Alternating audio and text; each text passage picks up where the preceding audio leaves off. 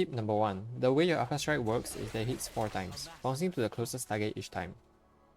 You can use this to trade, like shown in this clip, or like this, or to secure kills on enemies running away. Side note for this is that for maximum kill damage, you want your target to be isolated to ensure your kill hits the same target 4 times. Did you miss it? Tip number 2. You can use your Q as a way to scout enemy champions when clearing jungle camps. Like here, the blue buff starts walking to the Rengar. This also works on epic monsters like Dragon, Grubs, and also Herald.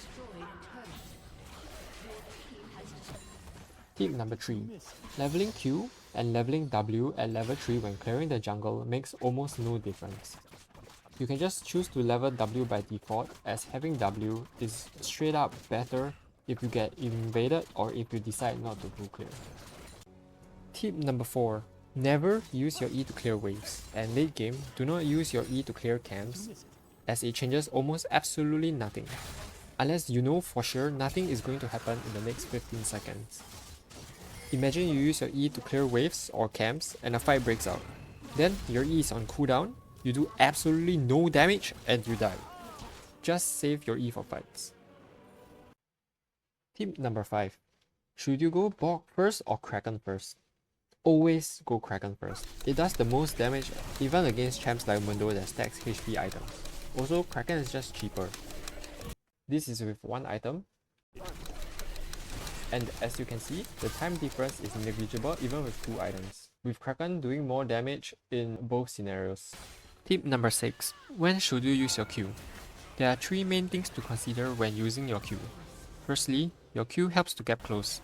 Most of the time, the trade-off for using Q as gap close is the second thing your Q does, which is to dodge enemy abilities.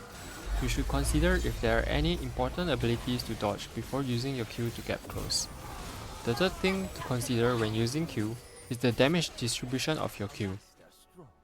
Let me show you a few examples.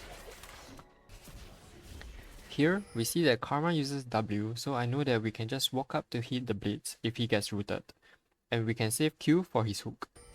Unfortunately, I do not react in time. Then, we know that there isn't really anything to dodge from Gangplank here, so we can just Q to gap close. Now, we know that Cannon can stun us and the tower can shoot us. You don't say, huh?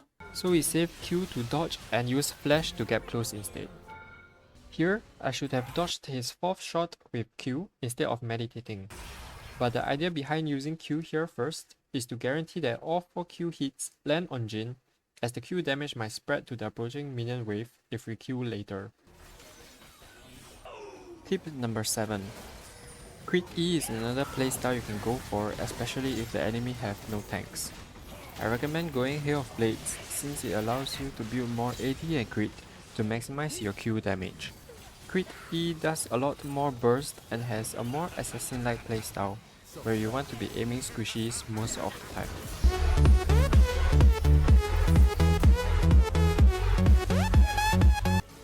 Tip number 8. You can use your Q on secondary targets like minions to kite out the enemy. Here, I use Q to dodge Lulu's Polymorph while kiting away from Camille. Tip number 9. The way your W works is that you only get maximum damage reduction for the first 0.5 seconds after casting W. As you can see, after channeling for more than 0.5 seconds, you start taking more damage. So if you want to reduce the damage taken, only channel W right before you take damage. Like this. Last tip. Your W also stacks your double strike passive. You can channel your W while in a boost to regen HP while stacking your double strike passive to increase your damage. Thank you for staying to the end. Comment down below what other champion guides you would like to see.